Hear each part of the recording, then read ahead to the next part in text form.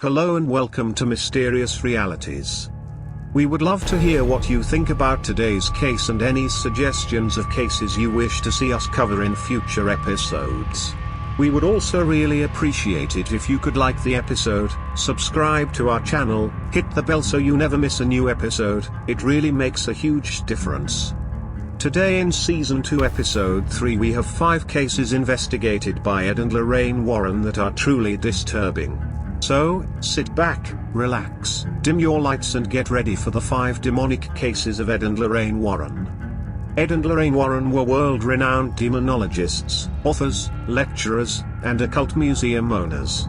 In their lifetime they were involved, one way or another, in hundreds of paranormal cases. It was claimed that the figure was likely to be over 10,000. These cases, many of which were through their paranormal group the New England Society for Psychic Research, involved everything from seances and spirit cleansings to working closely with the church carrying out exorcisms. Throughout this time, they collected many haunted objects, have a wide array of photographic video documentation of supernatural events. More recently, Ed and Lorraine have gained a larger following thanks to the motion picture industry and the Conjuring universe. But before we get into 5 of their biggest cases, here is a little background on Ed and Lorraine.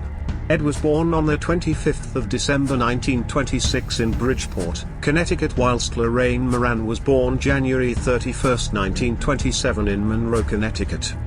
They would marry in 1945, whilst Ed, serving in World War II, had 3 days survivor's leave. Ed and Lorraine had one child, a daughter called Judy, who is married to Tony Spera.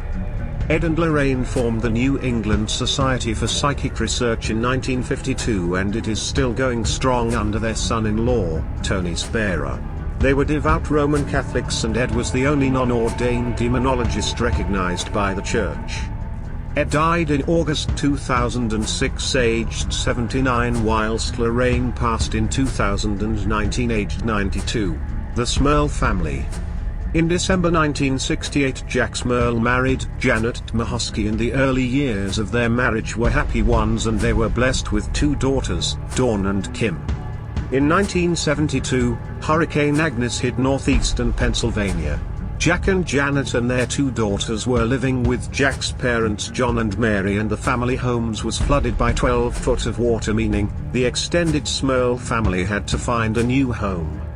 John and Mary found the perfect property for the 2 families, a duplex on Chase Street, West Pittston. For 18 months, Jack and Janet were happily involved in the community and with all the activities they were involved with, give little thought to the odd things that had started to happen on both sides of the duplex.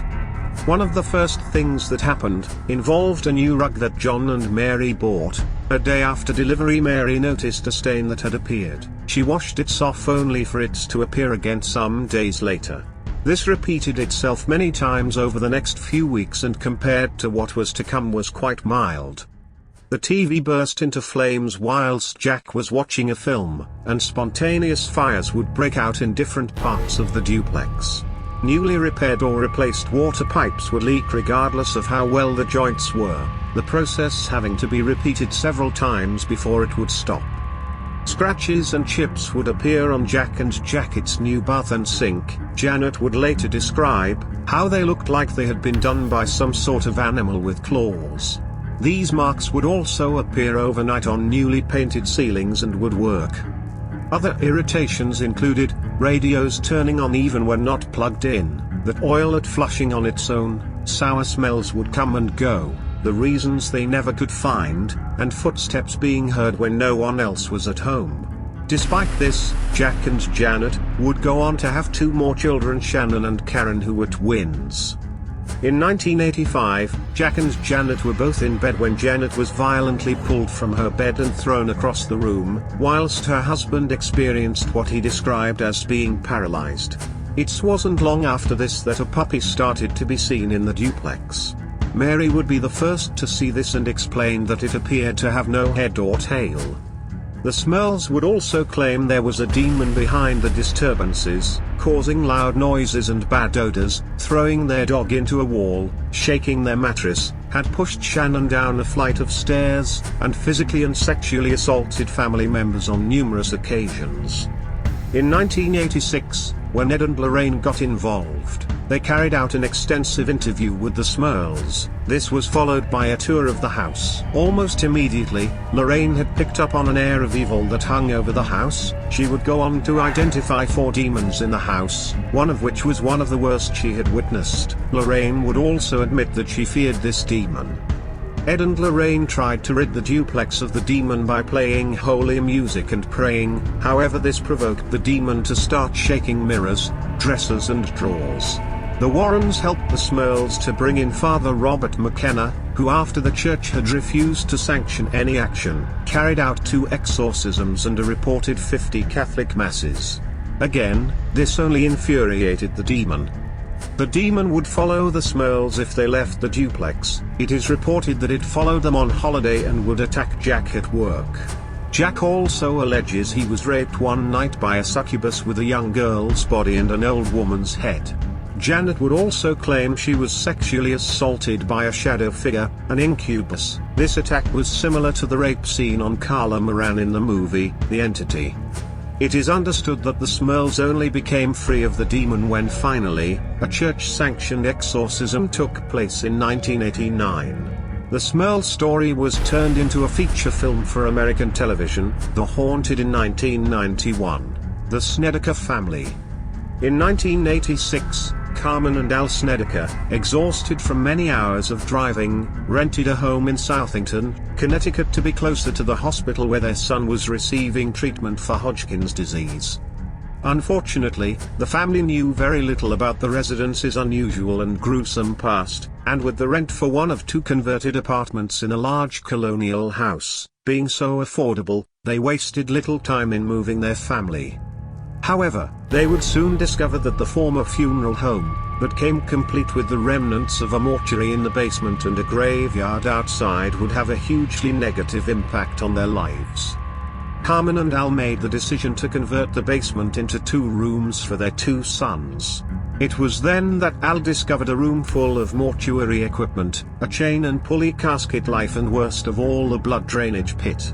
Despite this, they still went ahead with the conversion. Upon moving in, their eldest son Philip began hearing voices and sounds. He also described seeing terrifying visions of a man, dressed in a pinstripe suit with white hair lurking in the dark, watching him as he slept. Carmen and Al dismissed Philip's concerns. Instead they put them down to hallucinations from the cobalt treatment he was receiving. Philip's personality changed drastically once he moved into the converted basement. He started to listen to heavy metal music, wearing leather jackets, and began developing a strong interest in the occult. Lights often flickered, dishes would violently shake, the unmistakable smell of decaying flesh filled the home, and it was even claimed that water would, occasionally, turn blood red. Carmen and Al finally decided that they need to send Philip away from the family. It was alleged that Philip had broken into their neighbor's home to obtain a gun that he intended to use to kill Al, who was actually his stepfather. Shockingly, the Snedekers claimed Philip had sexually attacked his cousin when she was staying at the home. However, once Philip was out of the home, instead of resolving the issues, the entities in the home turned their attentions to the rest of the family. The other Snedeker children began to report seeing ghosts, hearing footsteps and voices. Carmen also reported that one day when she was cleaning the house, she had just finished mopping the floor, when the water turned blood red as she watched. Carmen and Al would also claim that their bed would mysteriously vibrate, going on to say that it felt more like a heartbeat. Their niece, who had been attacked earlier by Philip, claimed that a disembodied hand often touched her in a sexual manner. However, more disturbingly, she even alleged that she had raped by an unearthly spirit. She wasn't alone. Both Carmen and Al stated that they had both been raped multiple times by a dark entity. Carmen would even claim that one time, whilst running away from their home down the road, her niece was hideously abused the entire way. When asked during an interview why they did not leave the house after these terrible incidents, Carmen explained how she believed this would make no difference. When quizzed on why they had simply not just moved, Carmen answered that everywhere they went, it would follow them. The Snedekers eventually asked Ed and Lorraine Warren for help. After a number of investigations, lasting 3 months, Lorraine stated that the hauntings were the ghosts of those who had been brought to the funeral home. In a controversial claim, the Warrens stated that the morticians had carried out unsavory activities with the dead bodies. This in turn had attracted demons to the house. The Warren would in fact stated that the house was infested with them. The Warrens managed to arrange for an exorcism to take place, which allegedly cleansed the house, and, after a 2-year stay, the Snedekers were finally able to move. The story of the Snedekers is the setting for the film A Haunting in Connecticut. The Perron family. The story of the Perron family is perhaps better known as the basis for the first Conjuring film, which follows the cases of Ed and Lorraine Warren. Whilst artistic license has been used in the movie industry, the real events of what went on in the colonial Perron home. As set out in the book House of Darkness, House of Light, Carolyn Perron was drawn to this wonderful home, set in 200 acres in Harrisville, Rhode Island. It was the perfect place in the country to raise her young family. Without consulting her husband, she placed a deposit there and then.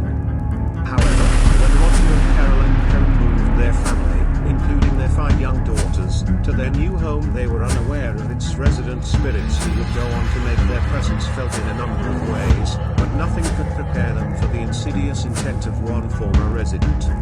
The farm, which dates from around the 1730s, was once inhabited by the now infamous Bathsheba, along with her 4 children, of whom 3 died young. It was common in this time for there to be a high infant mortality rate. However, the deaths and circumstances surrounding the death of Bathsheba's children caused suspicion within the town. The townsfolk labeled Bathsheba as a Satanist, and it is alleged that she hung herself in the of the property.